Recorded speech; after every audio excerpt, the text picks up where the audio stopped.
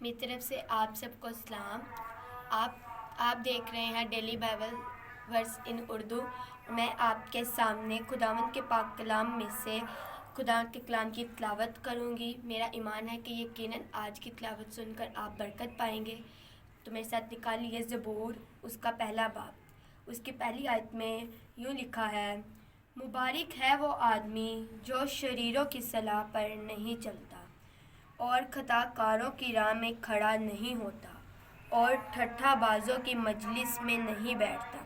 دو آیت میں لکھا ہے، بلکہ خداوند کی شریعت میں اس کی خوشنودی ہے اور اسی کی شریعت پر دن رات اس کا دھیان رہتا ہے۔ وہ اس درخت کی مانند ہوگا جو پانی کی ندیوں کے پاس لگایا جاتا ہے، جو اپنے وقت پر پھلتا ہے اور جس کا پتا بھی نہیں مرجھاتا۔ سو جو کچھ وہ کرے بارور ہوگا۔ شریر ایسے نہیں، بلکہ وہ بھوسے کی مانند ہے جسے ہوا اڑا لے جاتی ہے۔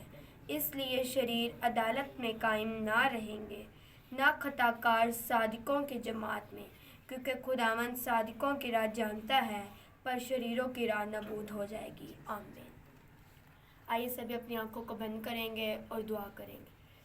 قدوس مہربان خداوند، میں دل اور دل کے تھا گراں سے آپ کی شکر گزاری کرتے ہیں اس پہ باپ۔ میں دل اور دل کے تھا گراں سے آپ کے نام کو عزت اور جلال پیش کرتے ہیں، کیونکہ آپ عزت جلال کے لائق ہیں اس پہ باپ۔ میں آپ کی تمجید کرتے ہیں اس پہ باپ۔ آج ہم نے آپ کا پاک کلام پڑھا ہے اس پہ باپ، یہ سنا سیجیے۔ آج ہم اس کے وسیلہ سے بہت زیادہ برکت پائیں اس پہ باپ، یہ سنا سیجیے۔